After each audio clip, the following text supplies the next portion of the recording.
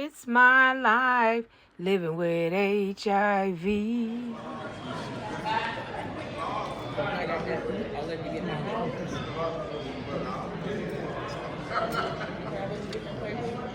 Hello, me and my daughter's here at the AAOI. And it's a beautiful day. We have it once a year, and I'm just loving it. Part of the KITE project. Knowledge is the end of stigma. A collaborative effort between Michael White. Mr. Michael, would you please stand?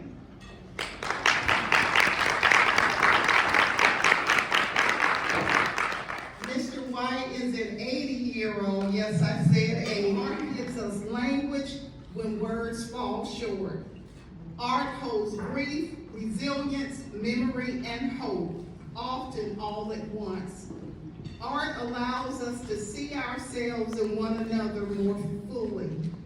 Our featured artist for AAOI is Cyrus Nelson. Cyrus, please stand. Good morning, everyone. My name is Cyrus Nelson, and I'm a Miss Media artist.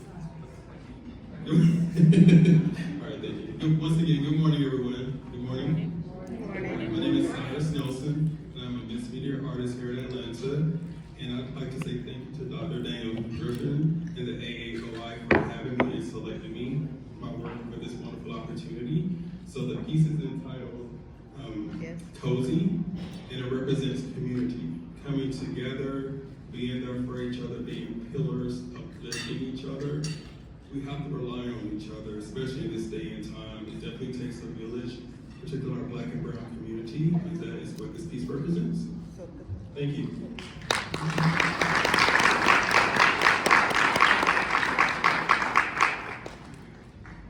I have one more mention before the next one. I'm a government worker and I think I get paid by the word, so it would have been a very long speech.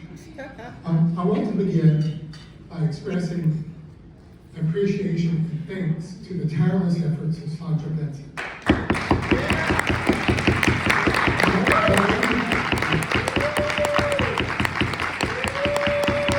She's been in charge of pulling together the AAOI for years.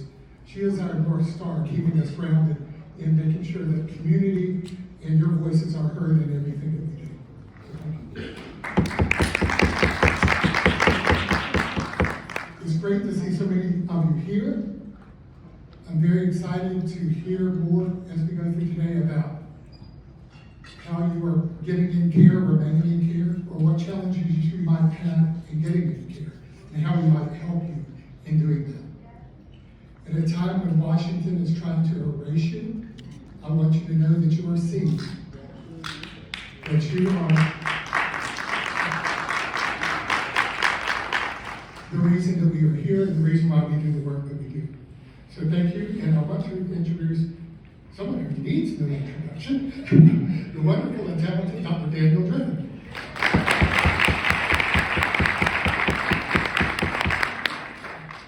How y'all doing? It's 6 o'clock. How y'all feeling? All right. It's always such a great pleasure to be able to see our family members here at the Lottery Milk Center. For me personally, I think I've been coming to the AAOI now 15 years. Wait a minute, not a confirmation. Observation. So if this is your first time, make some noise for me. First time, okay? If you've been here at least 2 times, make some noise. Okay? Where's the 5-year club? Alright, where's the 10-year club? I think I have a few people in the 20-year club. If you've been to 24 or more, make some noise. Again, there you go, Mama.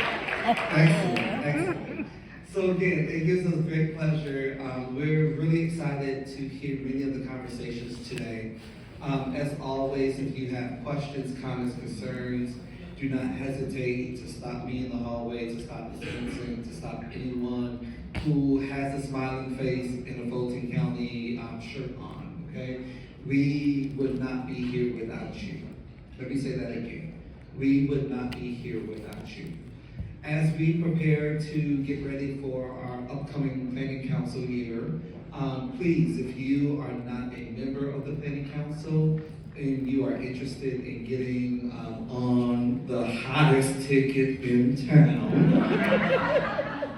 stop one of us also, okay? Mr. Reggie Dunbar II, raise your hand, stand up for me, please. This is Reggie. If you don't know Reggie, you probably don't live in Atlanta, okay? But if you live in Atlanta or Atlanta Metro and know Reggie, you know Reggie is in charge of our consumer caucus. When I say I travel across the road and back, our consumer caucus is the best consumer caucus in the land, okay?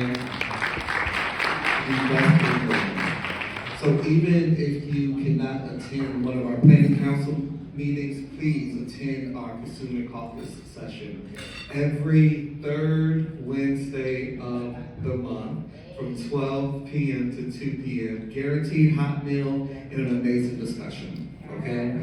So always, please. I am standing between one of the most amazing human beings that I know. I have the pleasure of introducing one of the best doctors, okay, in the land. My doctor, okay? So you already know like what it's gonna be, okay? Because you know I'm one of the most easiest going person when it comes to medical care, right? Okay. So Dr. Creighton Robinson is an infectious disease physician and the medical director of Avita Care Atlanta, where he provides comprehensive HIV care, primary care, and sexual health services. A native of Atlanta, Dr. Robinson brings both clinical expertise and strong commitment to community-centered care, okay? I'm not gonna do the whole thing. He's good people, okay? He's great people. I'll bring him up and we'll leave some time at the end to take any questions from the audience, okay? Dr. Robinson, come on. I started buying a sneaker collection because of his sneakers, okay? Just FYI. We'll talk about that later. Good morning, everyone. Good morning. Great to be here. Thank you to Daniel, the Limelight Planning Council, the Fulton County Department of HIV Elimination for having me here. Daniel asked me to talk about something that actually I think is actually pretty interesting, and it fits with the theme. I love the theme of the art of care. And you notice that art is actually an acronym in the title, so we can kind of assume art as in terms of antiretroviral therapy. So I'm gonna have a brief conversation of kind of what the HIV treatment and prevention landscape looks like and where it's headed. So just to jump right in really quickly, we've all who've been in HIV treatment and prevention and HIV care for years have noticed that our HIV treatment paradigms and regimens have gone from 3-4 pills that are 3 to 4 times a day to single tablet regimens. You take one pill once a day. And we've even gone so far as that we have the opportunity to look at long-acting therapy. We're talking about injectable therapy where you don't have to rely on a pill, you don't have to need a reminder, you don't have to travel with a pill bottle. So HIV treatment has come a long way, and it's moving in a way that supports the community. And the way that HIV treatment is going is led by what community wants. So part of this conversation is kind of talking about where we are. So how many of you all are familiar with our single tablet or our one pill once a day regimens? You hear about those all the time. Patients talk about taking them. But when have that patient in front of you who's been living with HIV for 20 plus years, there is this thing called pill fatigue, where it's, you're tired of going to the medicine cabinet, opening that bottle, taking that pill every single day, or you're so caught up with life, you're traveling, you're living, you're thriving, and you have to remember, did I take my pill today? So that's where our long-acting injectable therapy has come in. And honestly, from a care perspective, it has revolutionized what we do in HIV. We have better adherence. When we talked about HIV in the 90s and the early 2000s, the one thing as a provider that we pretty much hammered into our patients, and sometimes I think now that may have been a disservice, was that adherence question. Did you take your pills today? Did you miss any? What are you doing to make sure? And sometimes that can be overwhelming. So with this advent of long-acting injectable therapy, it's directly observed. Patients come into the office, they get an injection, and you as their provider and that patient know that they've gotten their HIV medication. So where do we go from there? You know, we've gotten to a point where we talk about adherence, we talked about viral suppression. The HIV treatment landscape is moving forward, even from a prevention standpoint. We had our daily pills for HIV prevention that came out in 2012. So here we are, 14 years into HIV prevention. And HIV prevention is moving the same way that HIV treatment has moved towards what fits for that patient. So from an HIV prevention standpoint, you have options. You have a daily pill, you have a pill on demand that you take when you have engaged in behavior that may have put you at risk for HIV. You have injectable therapy as well that you come to the doctor's office every 2 months. And just last year, no more than 6 or 7 months ago, you have twice yearly injectable therapy for HIV prevention. So the treatment and prevention landscape is moving. So what's ahead? And I think what's ahead is the most exciting. And it's being led by people like us in this room right now. What fits for everyone? And you can individualize therapy for this person here, and what works for this person here, you have those options. So just kind of going through what we expect to see. We're gonna see fewer pills. You're gonna see fewer drugs. You know, part of what we started in '96 in treating HIV was like, we need 3 active drugs. You need to have 3 medications to be effective in getting the virus suppressed. Moving forward in the mid-2000s, we realized that 2 drugs are just as good. So there's less drug exposure for patients now. So fewer pills, fewer drugs, and long-acting therapy. And we've been about 4 years into long-acting therapy, and that's going to change. From a treatment perspective, our current paradigm is the patient comes in every 2 months. There's ongoing studies that look at coming in every 4 months for an injection. So that really minimizes the amount of travel for patients who may have transportation issues in terms of getting to the doctor's office or getting to the pharmacy to pick up prescriptions. So you have 3 visits a year in which you're maintaining viral suppression. We're looking at new mechanisms of action, targeting new parts of the virus. We're looking at infusion therapy, where you can come into your doctor's office and get an IV infusion twice a year that will help with viral suppression. So there's a lot of things going on. And so what I wanted to kind of talk about just moving forward is kind of looking at each of our HIV manufacturers from a pharmaceutical perspective, again, when it comes to HIV therapy. And each of them are moving forward and actually working together on developing options.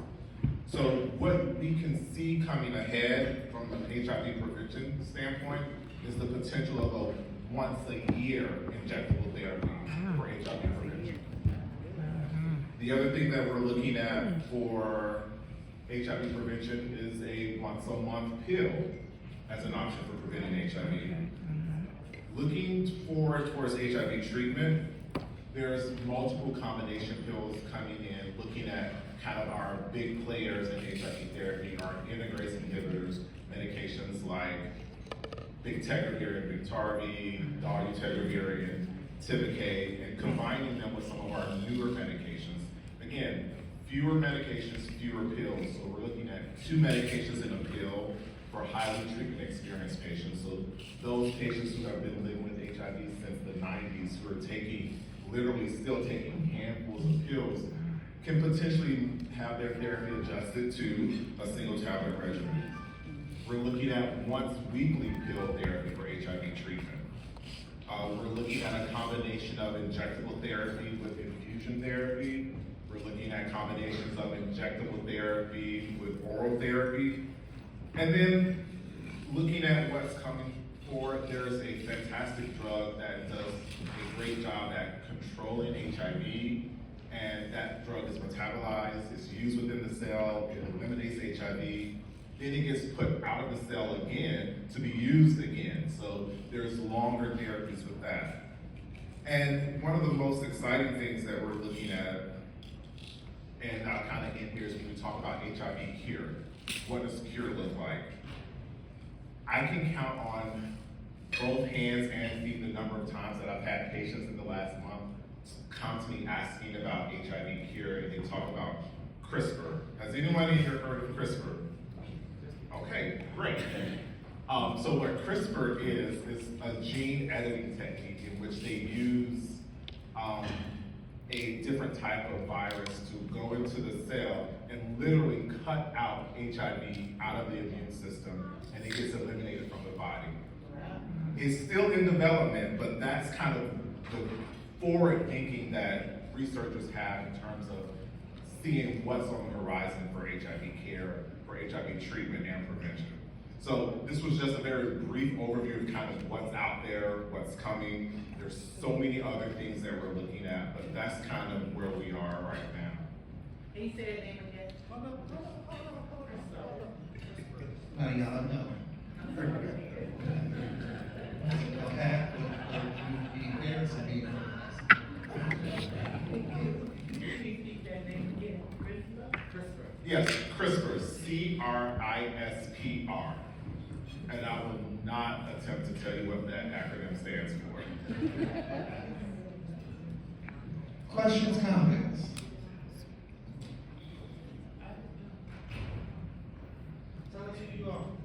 My name is Solomon Nelson. How well do you feel you can trust CRISPR? So from what I've read, it's interesting. I think people talk about CRISPR from an HIV perspective, but there have been fantastic success with CRISPR. An example is with sickle cell disease. There actually is a drug on the market now that was developed with CRISPR that actually helps people who are living with sickle cell disease and beta thalassemia, that actually helps them improve their hemoglobin so they have less crises, less pain. So it's not necessarily the word of cure, but we've had some significant clinical success with CRISPR in other disease states. So as we advance the research around CRISPR and HIV, I think it may be a fantastic option. There was a more recent clinical trial that looked at CRISPR gene editing, and what they found was that they were able to maintain viral suppression for about 6 months, but they did see viral rebound a little bit later. So there, again, this is a newer scientific method. It's been successful in other disease processes. We've had some minor success in HIV, so I think it's an area that's ripe for growth. I am, Trayvon Moore with Housing for Almost Evidence. My question is, with these trial studies or so that y'all have done, clinical studies or so, what have been the major side effects? So a lot of what I've discussed in terms of what's in the pipeline, these are ongoing clinical trials, so a lot of that information is actually not published. A lot of it is just more safety and efficacy and looking at dosing. So in terms of potential side effects, outside of the injectables and injection site reactions, there really isn't a lot of published data on those side effects because those medications have not been evaluated for efficacy yet. So we don't know what adverse events patients may experience. Excuse me, have you heard anything about the stem cells? So if you're talking about stem cell transplants or stem cell therapy in relation to, for instance, the Berlin patient a couple of years ago in terms of HIV cure, those are very specific cases in which those patients were living with HIV, but they also had a leukemia or lymphoma that needed to be treated. So it was more of treating their underlying cancer that led to their HIV cure. So looking at stem cell transplants as a potential cure is not something that is being currently researched. Dr. Robinson, maybe, let's imagine someone is sitting in the audience, and they, want to have a conversation with their physician or their medical provider about the potential of changing to an injectable. What would be a way, what would be some ways that you would recommend to start that conversation? So, having been in that situation, I think it's twofold. One, I personally as a clinician am very in favor of individualized patient therapy. There is not a one treatment fits all when it comes to HIV. So I actually first, for me on the provider side, talk about the patient's individual needs, goals, and potential barriers. As the patient, if you are aware that an injectable therapy is an option and you feel that it may be appropriate for you, other than just coming in asking your provider, hey, have you heard about this injectable therapy, and do you think that is an option for me? Because I feel as if this is something that will fit for me. So it's more so taking ownership of your care as well, and not necessarily relying so much on the recommendation of your provider. So I think you as the healthcare consumer really can come in and just ask the question, and kind of make it a two-way conversation of, hey, have you heard about it? Do you think this would be a great option for me? Because a lot of times, I would say just a month ago, I had a newly diagnosed patient come in and was fully aware of the HIV treatment options that were out there. And the first question that they said was, when can I get on the injectable therapy? I was like, great question. We can talk about it. Let's get you through this first part here first, and then we'll revisit it at your next visit. So he comes in 6 weeks later for his next visit. We talk about kind of what the options are, and then, from a clinical perspective, the injectable therapy was not an option for him at that time. But again, it's really just making a comfortable environment that you can share that information. And then for healthcare providers, I think we need to do a better job of presenting all of the options to our patients.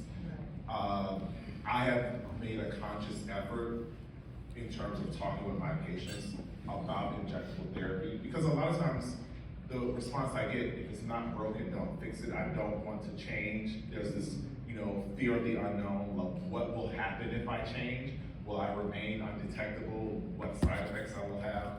But I think at an opportunity to talk to someone when we have these options that are coming, I think as healthcare providers, you should reevaluate adherence, adverse events, any potential barriers with every single patient that comes in. And if the injectable therapy may help you overcome some of that, then we should also be offering proactively injectable therapy and not necessarily relying on our patients to come in and ask for it. So, one of the things that on the ground level is that, we feel fatigue, but one of the greatest fears of injectables is the effects of the injectable site and what happens, it scares people away. What kind of advice can you give other than, you just have to wait, it takes, you have to take the effect.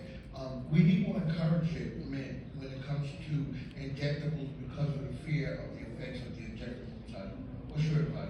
So my usual advice when it comes to patients who are concerned about injection site reactions is acknowledging that concern. It's like, yes, we are inserting a needle into the muscle. This is what you can expect when we put a needle into a muscle, and just kind of say, and when these things happen, this is what we expect. If something else happens, let us know. But these, it's going to, for some patients, it may hurt. You may have some swelling. You may feel like it's going to be difficult to walk for a couple of days. Not to specifically compare it to your flu vaccine, but it's very similar to that. And then, the newer therapies that we look at for prevention, they're smaller needles that actually go under the skin and not into a muscle. So I think as providers, to your point, we should be much more open about what to expect with those go through. And then just counseling patients through it, asking them what their concerns are. Because if you have a patient who absolutely says, I don't like needles, then injectable therapy is not that option for them, and they have other things to look at. They can look at a daily pill, they can look at a once a month pill, they can look at a once a week pill, as things are in development. Thank you, thank you, thank you. So Dr. Robinson is going to be here for a couple. Okay, y'all, we're getting ready to break out into the workshops with the AAOI.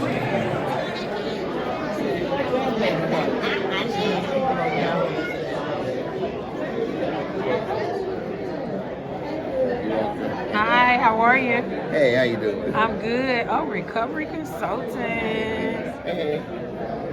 How you doing? This is some good information. Some good information.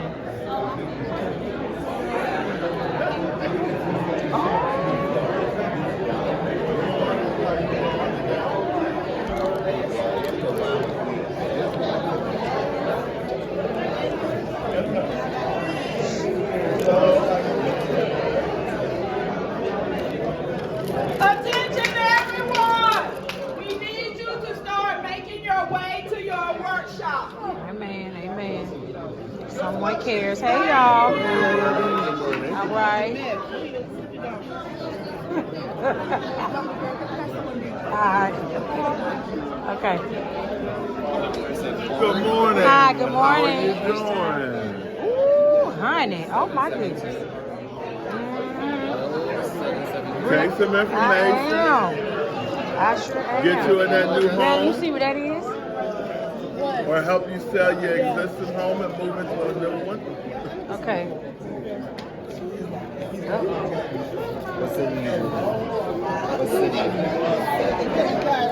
In here, have a calendar. Thank you. I appreciate it. All right, this is something quick. Okay, we going. We come back out. Come back out.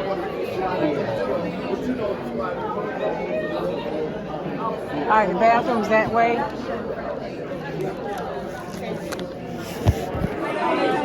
All right, y'all, so I'm here, and I'm so glad to be here at the AAOI and get the different workshops that we can go to and just learn about different things and what's new also with the HIV world. Hey, we learn something new every day, so I encourage you to come. Next year is always the first week of February, so if you need more information, get in contact with me.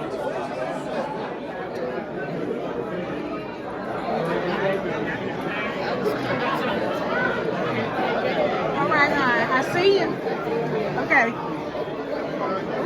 These are the different tables that people have their stuff. Empowering our community people to live beyond a diagnosis. We're giving away different type of stuff, things you can join. And it's a wonderful experience to come here. It'd be like an HIV vaccine, antibodies to prevent HIV. We have our society called HIV trial, where we have a woman disproportionately affected by breast cancer. So like it's mostly breast cancer, and what we're doing is like really empowering women through advocacy, support, education. So that's some of like the things that we're doing here. It's very important to get education. Exactly, it's very important to very get important. education. All right, y'all, this is my food, my lunch, for the AAOI.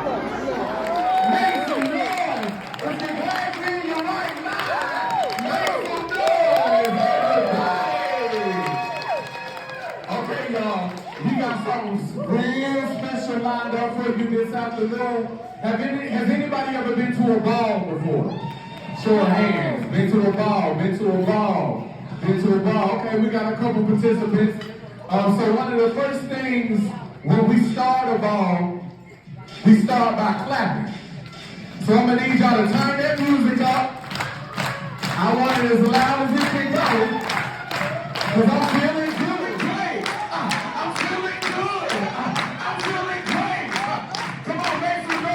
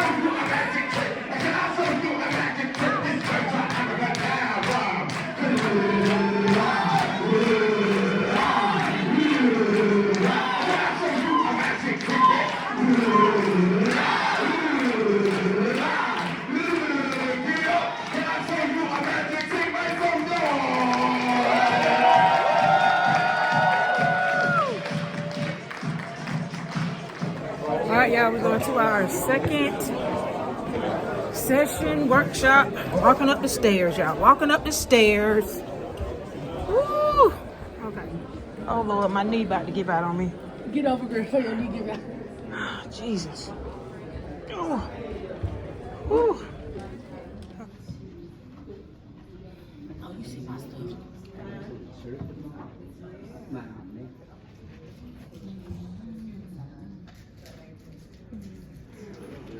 I know the hour is late. I promise you I'm not going to be here before you long. I have a quick assignment that I would like everybody to do first. We have some index cards, and I would like for you to write on that index card what I am calling your pain point. Your pain point. We're going to talk about pain having purpose. Pain having purpose. And I would like for you to just write on that card a pain point that you are experiencing. And we're going to go ahead and walk through this over the next couple of minutes. Now, although I have been asked to speak on this afternoon, I need this to be a dialogue, right? So feel free to shout something out, especially if I'm asking a question, just shout it out. And I will make sure that we are engaged. But as Daniel said, my name is Will Francis. I'm an apostolic leader at the 166 Church over in Little Five Points. And I've been doing this work now since 2009. And I'm what is called a healing-centered engagement practitioner. A healing-centered engagement practitioner. We do trauma-informed care, but we also look at healing-centered engagement. So does anybody, by the show of hands, know what healing-centered engagement is? Okay, fair enough. Have you ever heard about trauma-informed care? Okay, so trauma-informed care deals with what has happened to you. Trauma-informed care deals, in the simplest of terms, of what happened to you. Where healing-centered engagement not only deals with what happened to you, but what is going on in community, family, around you as well. And that is an extremely interesting and deep difference between the two. And let me see if I can frame it this way, right? There is an Ethiopian proverb that says, "He who conceals their disease or dis-ease cannot be cured." He who conceals the disease or dis-ease cannot expect to be cured. So that is looking at a trauma-informed lens. But what I want to do is just expand it this way, especially when we talk about the pain point. Pain doesn't mean weakness. Pain does not mean weakness. but pain is a signal, right? Have we all had headaches? Yes. Right? What is that signaling for you? It's a young lady to my left. It's like, it just seems like I'm hurt, and I feel like kind of like down or like mellow, so to speak, like when I have migraine. Okay. Okay, so you feel the pain, but do you know the cause of the pain? No. Anybody else? What is your headache signal? Stress. Stress. So you can get headaches from stress. Depression. A sudden difference in temperature. Okay, fair enough. Disease or dis-ease, right? So I get headaches when my blood pressure is high, right? So a headache, the pain has different causes, right? So what about how we heal a headache? Sometimes we take medication. Sometimes we lay down, right? Sometimes we do some other things, but that is trauma-informed care lens. And what I want to do is I want to just switch the lens just a little bit to where it is healing-centered. So where the proverb says, he who conceals his disease cannot expect to be cured, said, I sort of like to say this, he who conceals their pain cannot expect to find their purpose. Now that should hit somebody. And I'm trying not to be churchy, but I felt that down in the sha-na-na, right? Said, but who conceals their pain cannot expect to find their purpose. The first instance that I shared with you is what happened to you, but this is actually asking you, who are you becoming because you survived it? Who are you becoming because you have survived it? Everybody knows what this is. A sledgehammer. Sledgehammer. Everybody agrees it's a sledgehammer.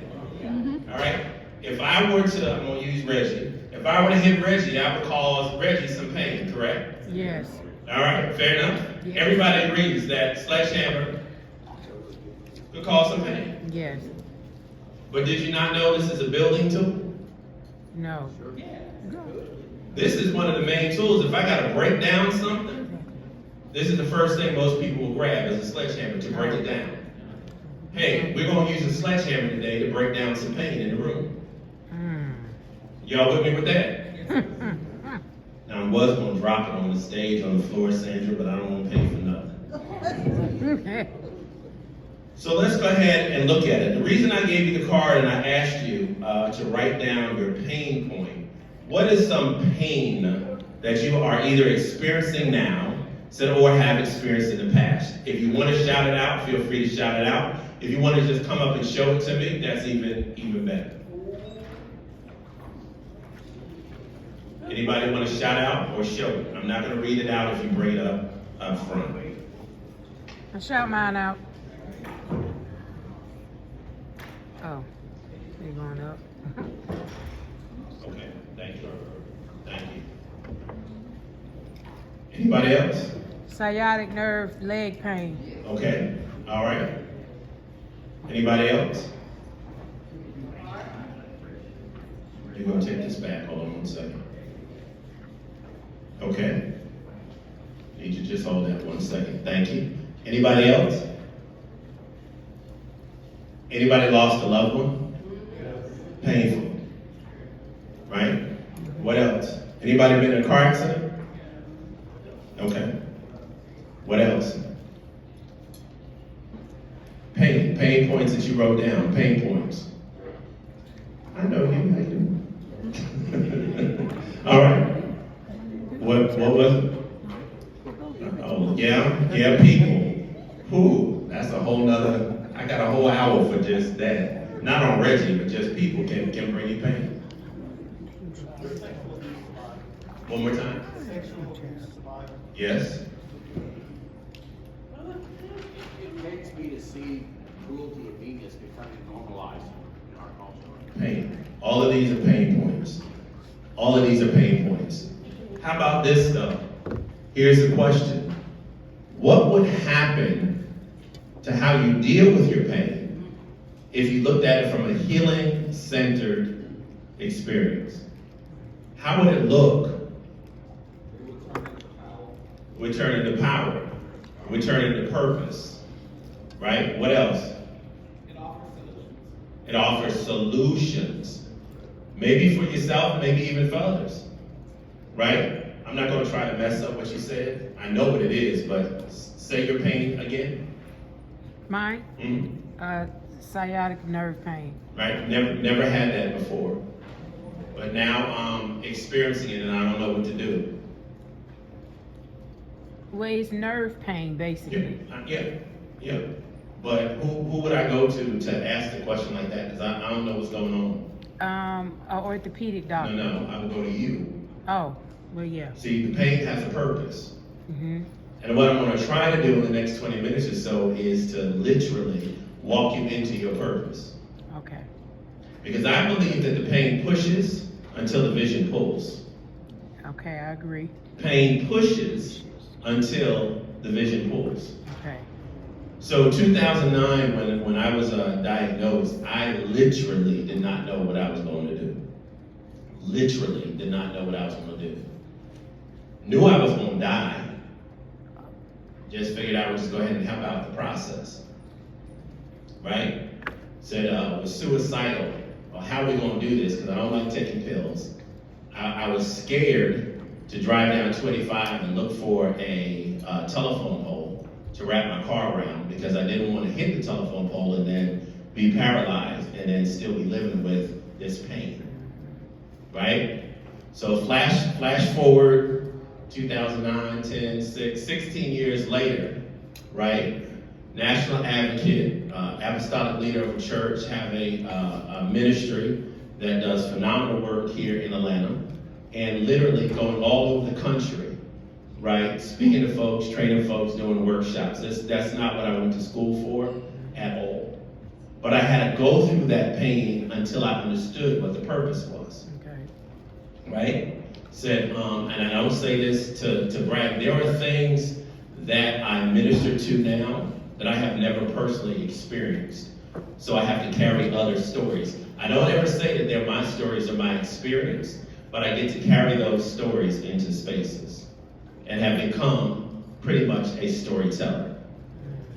Right? So when I say there's something that you've gone through, there may be an opportunity there, right, to help others.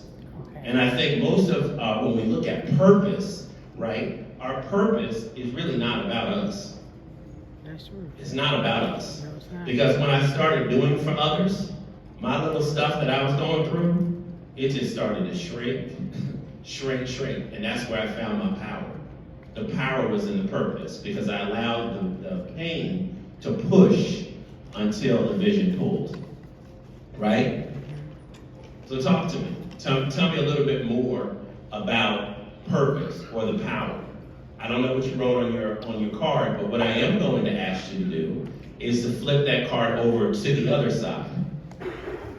Because just like there's 2 uses or more for the sledgehammer, there's another use for your pain. If you were to take whatever you wrote on that front side of the card, I want you to flip it and now look at it through a healing lens. Oh, we gotta get you one. Any extra index cards on the table? Thank you. So write your pain on one side, and then I want you to write the healing-centered lens on the other side.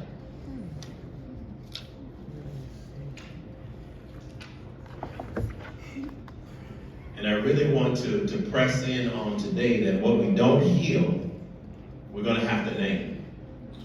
So I know a lot of times we hold things in because nobody else would understand. Well, how do you know nobody else would understand if you've never named it? Right? So let me clarify as you're thinking about your purpose. Let me just share a little bit about what your purpose is not. Your purpose does not mean that your pain was good. Your purpose does not mean that your pain was good. It doesn't mean that you have to turn your story into testimony today. And it doesn't mean that becoming strong for other people is what you need to do today.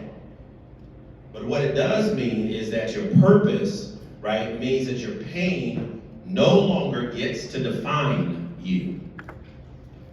Your purpose no longer gets to define you.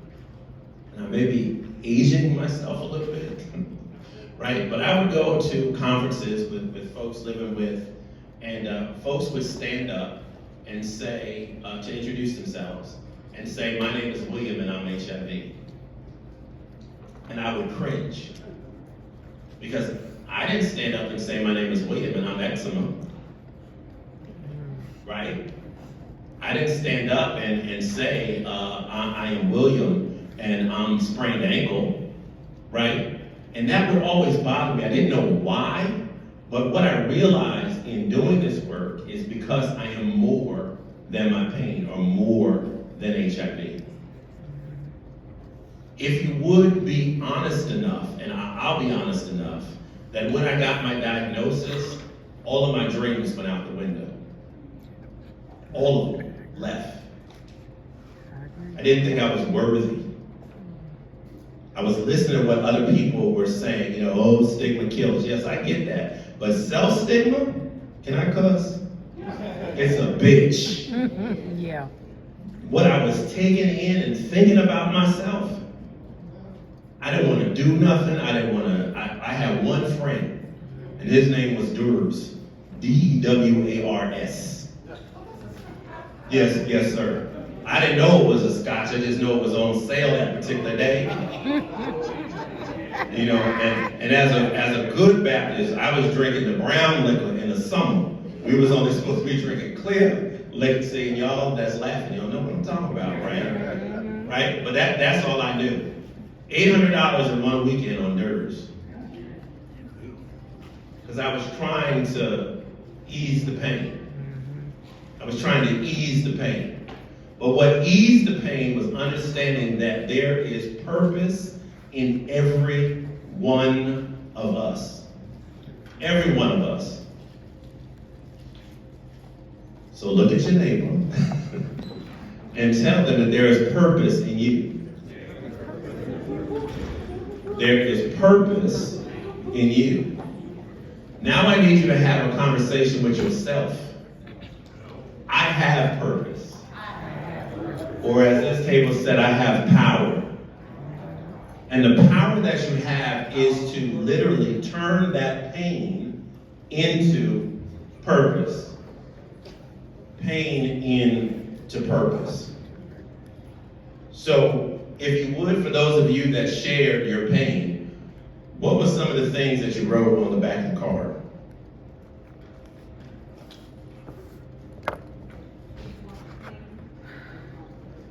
Give me your pain and then your purpose. If you can, this mic will go wherever, right, Sam? We just take what we've been through. Like the young lady said that she's written books, she does a podcast. She talks about it. There's jobs out there for people to sit, right? There's grief support, trauma healing. There's another one, Grief Share, that is always looking for counselors and facilitators. There are things that we can do that from our experience. Because that's the one thing that I have learned, never been to medical school, this, that, and the other. Said I talked to folks in prison living with HIV, other health disparities, sex trafficking, different things of that nature, right? Because God has given me purpose. That's right. Purpose. And I allowed that pain to push me until purpose and vision pulled. And sometimes all we need is to be pulled. Sometimes we gotta be pushed, right? But all we need is for the pulling. I don't know who told that sister that she wasn't worthy. I don't know her story, but what I heard in what she said was the was.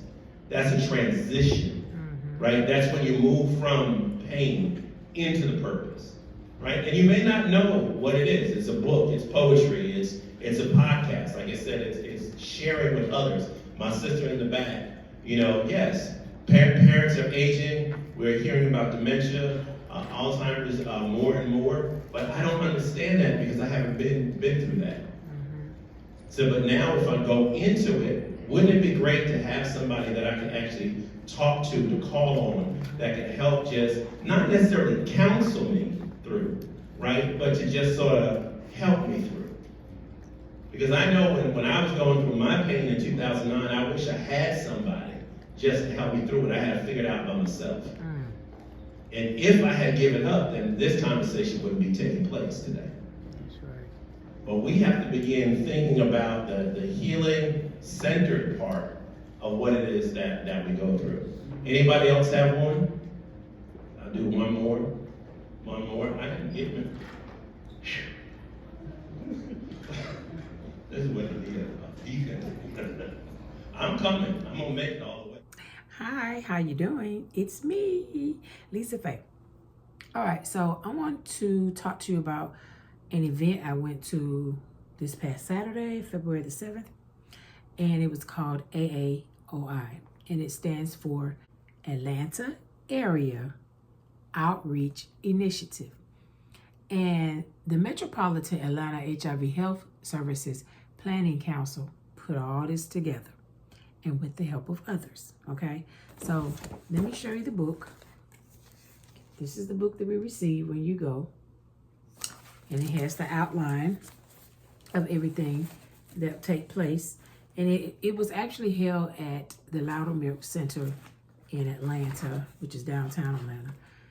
And on the inside, it's the same pictures for the outside. This creative artwork is very nice. So this is greetings from Dr. Daniel Driffin, okay? Yes, I know him personally. But anyway, he says, greetings. As chair of the Metropolitan Atlanta HIV Health Services Planning Council, I am pleased to greet you at the 2026 Atlanta Area Outreach Initiative and to thank you for being part of a space intentionally designed for connection, learning, and shared responsibility. AAOI is one way the Planning Council brings together consumers, providers, advocates, and partners to ground our work in real experiences and collective insight. This is from Dr. Daniel Griffin, okay? This year's AAOI theme, the ART, A.R.T, of care, reflects both the clinical foundation of HIV treatment and the broader work of caring for the whole person. ART, A.R.T, refers to antiretroviral therapy, which remains central to improving health outcomes, supporting viral suppression, and advancing prevention. At the same time, the theme acknowledges the effective care also requires coordination, compassion, and attention to quality of life. AAOI 2026 reflects an expanded understanding of care, one that recognizes quality of life as inseparable from health outcomes. Our work, guided by data, planning requirements, and accountability, also takes into account how people live, feel, and experience care day to day. Wellness is not only clinical, it is social, it is emotional, and deeply human. For that reason, AAOI intentionally incorporates art into this care conversation. Art creates space for reflection, expression, and meaning, often giving voice to experiences that are difficult to capture through matrix alone. It invites us to slow down, to listen differently, and to remain attentive to the lived realities behind the work we do. We feel honored that AAOI thoughtfully selected Cyrus Nelson's artistic contribution to complement this year's theme and broader goals, and we feel honored to feature his work. His work served as a visual and reflective presence throughout the event, reinforcing the connection between treatment, lived experience, and quality of life, and reminding us that care extends beyond symptoms into how people experience dignity, visibility, and belonging. AAOI supports the Planning Council's ongoing responsibility to access needs, strengthen engagement, and inform decision-making across the HIV care continuum. This space values dialogue and perspectives, with the community's voice grounded the planning work. Thank you for your participation, your insight, and your continued commitment to improving care and quality of life across our region. Sincerely, Dr. Daniel Driffin. This is what he wrote in the book that we received at the AOI. And when I tell you, I enjoy going. Every year I enjoy going. My daughter, she goes with me. She's 19 now, and she's been going with me ever since I was diagnosed in 2003 with HIV. And she loves it. And she told me when we went that she really enjoyed it. She really enjoyed it. So you get to see a lot of people, not just particularly HIV people, but people that's in a community that helps different organizations that's dealing with HIV. Okay, so yeah, so it's a lot of stuff in here. Like there's comments from Director Jeff Cheek, and he's for Department for HIV Elimination. There's comments from Sandra Vincent. She is the Metropolitan Atlanta HIV Health Services Planning Council. And yeah, so the guy that was talking about, Cyrus Nelson, Atlanta mixed media artist, he is very talented. This is him. Very, very talented. So he has a lot of art that he does. So here's the agenda, the event agenda for Atlanta Area Outreach Initiative. So it started at 8, where you do the registration, you check in, you want to eat breakfast, they have breakfast for you. And then they have exhibits and art installations opening as well. And then they start off with the opening session, which is located in the ballroom. And then you transition to different movements to workshop spaces. So they had a lot of stuff. Like for instance, okay, so the morning workshop sessions from 10 to 11, they had the integrated plan workshop community listening session, and it was in upstairs location. And then listening in color, shaping the comprehensive plan. Okay, and let's see, what else do they have? And you get to pick where you want to go. They also had the Canvas of Care, self-care panel and workshop. That's where me and my daughter went.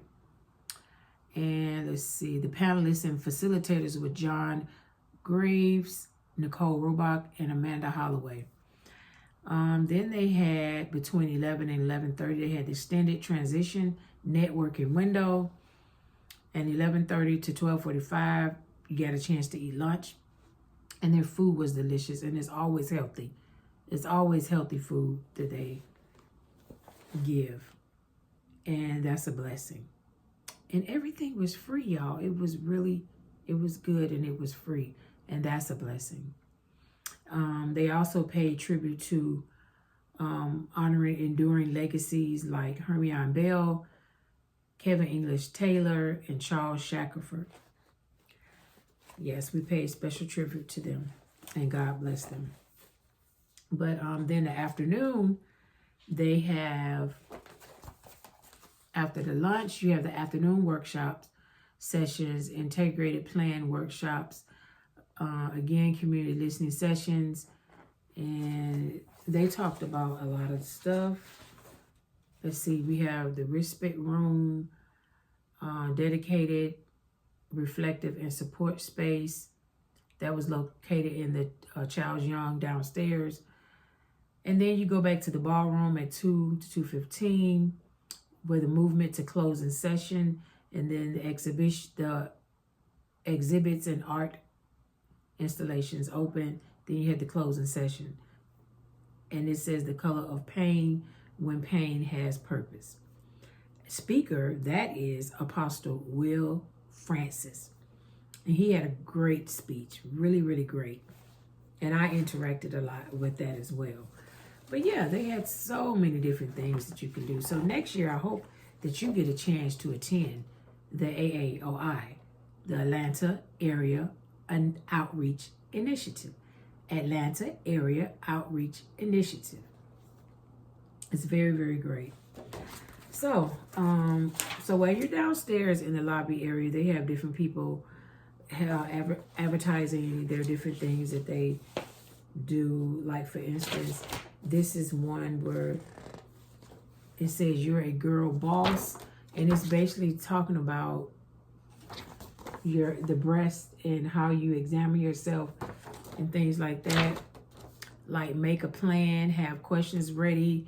You know, when you go to your doctor, keep an open mind, do the best you can, explain the why, share it, join the fam. So yeah, so I got a chance to actually feel one of the things that they have that's shaped like a breast, and it had little things in there. So when you press it, it'll let you know this is what this feels like. You know, this is what this feels like. You know, if you think you have a lump or something in your breast. I love the models that they have. That's what it is, a model. So they did that. Then you have someone that got a chance to managing broker about down payment assistance for getting a house, if you're interested in that. And then, let's see, here's one from A.R.T. Atlanta. They have Midtown Village apartment homes for people that need help with affordable housing. And so that was great. Let's see, they also had an organization called Heather Ivy Society. It is a women's support group, and they had their schedule here. So if you're interested, let me know about a women's support group for HIV. And then they gave you bags with different little stuff in it. Let's see what this one. Some of them were giving away condoms. This is a dental dam for women. This is the dental dam for women. Here's a female condom, the FC2. Let's see. Then you talked about, let me see, Department for HIV Elimination. This is their little brochure. Sisters with a Voice. That's another support group for women. And they have Strengthening Your Body, a guide to getting physically fit. And they have different little stuff. So like this is a notepad. Just a notepad. For A.R.T. Atlanta, their address, if you're interested in A.R.T. Atlanta, because they do testing in that as well for HIV, is 1438 West Peachtree Street, Northwest Atlanta, 30309. And that's AAOI.org. Their number is 404-870-7700. I'll put this down in my description, by the way. And let's see, what else I have? They give you this bag too with different stuff. This is Fulton County. Fulton County. Ooh, got me a little fan. I could take to church when I'm hot. And this is vaccine work for Fulton County Board of Health. So they got different locations and hours of operation. Oh, let's see. Voices of Black Women. That's that. Let's see. Here is a medical center. Okay, if you're interested in that particular medical center, if I'm pronouncing it right, Faebris Medical, Infectious Disease. Dr. Cook, Zandretta, Dr. Zandretta Cook, if you're interested. Let's see, they talk about the Community Advisory Board, if you want to get on the Community Advisory Board. And another abbreviation is CAB for that. Let's see. And, let's see. Ooh, I got me a little thermal cup holder thing. And this is Emory, University of School of Medicine. They were there giving out different stuff. Managing your money, all these different little things, managing money, like getting started, making a budget, more budgeting tips, saving and investing, managing credit, balancing a checking account, and simple budget. Ooh, more information, simple budget, more information. And then I got some other little trinkets in here, like pens right here. This is she, her. Here's some male condoms, different little things on the front of the male condom. Yeah, girl. I got a keychain, focus, listen, and breathe. A stress ball keychain. Let's see what else I got in here. I got some more cool stuff. Let's see, more condoms. I got me a bracelet. See the colors? Isn't that pretty? Yes, yes, yes. Let's see, housing for felons. Someone had information about housing for felons. And let's see. A lot of the stuff I will leave in the description box. Okay, volunteers needed for sexual health research studies. That's at Emory. That's what that is. Get involved. And let's see, the AHF, AIDS Healthcare Foundation. Yep. And then a peer ambassador for Heather Ivy Society. Remember I was telling you about that? Miss Mia Allison, she was there giving out information. She was the one that gave me the information about the Heather Ivy support group. Right here, it's women's support group. I'll leave all the information down at the bottom. I got some pens. I got some hand sanitizer, toothbrush, toothpaste, another keychain. I like, oh my goodness, never lose hope. A fingernail file. Oh my goodness. What else I get? This is something healthy sexual. I don't know what's in here. I'm gonna find out. Let's find out right now. Let me open it up and see what it is. Oh, okay. You got another condom. And you got some lubrication. You need that, right? Right, girl? All right, so that's basically it. And one of the main things I wanted to show you is the key contacts book. This is very important. All the information you need, different resources that's in this right here. The key contact book. So it's a Metro Atlanta, Georgia resource for HIV. And when I tell you all this stuff right here, let me give you an example of what's in here. Just going to give you an example. Georgia Health Departments. They have Fannin County, Floyd County, Gilmore County, Gordon County, Harrison County, Paulding County, Newton County, Spalding County, Walker County, Whitfield County. The list goes on and on and on. And they got the phone numbers for the contact information. Let's see what else they got. They got Marietta Housing Authority, Lawrenceville Housing Authority, Grady Neighborhood Health Clinics with HIV care. Yes, integration. What else they got? Lotus is a support and resources shared in our private Facebook group with over 300 women, offers a safe and encouraging space for connection and support. That's called Lotus, Lotus. They also have one called Lady Burgundy, offers social support to women living with HIV who are pregnant and or mothers. Yes, I have that. They have all that information in here. They got some more Metro support groups, caregivers of people living with HIV. Caregiver of people living with HIV. So, Georgia, that's on the Georgia AIDS STI information line, Georgia Department of Public Health, HIV office, Lady Burgundy, NOMO organization, Positive Impact Health Centers. They got centers in Clayton County, Decatur, Duluth, Marietta, and so on and so on. And then they have medical treatment information, prevention, education, and outreach. Oh my goodness. And the list goes on and on. They have hotlines and education information for not HIV or AIDS, like Cocaine Anonymous, Faebris Center for Reproductive Liberation, Georgia Crisis and Access Line. I mean, it's a lot. On the back, they're advertising Emory University Center for AIDS Research. It's a lot, y'all. So, yeah. So if you're ever interested in going to the AAOI, you will not regret it. Very informational, okay? So that's all I want to talk to you about. And I'm doing just great living with HIV. Don't forget to comment, like, share, and subscribe if you're not already subscribed. Okay, talk to you later.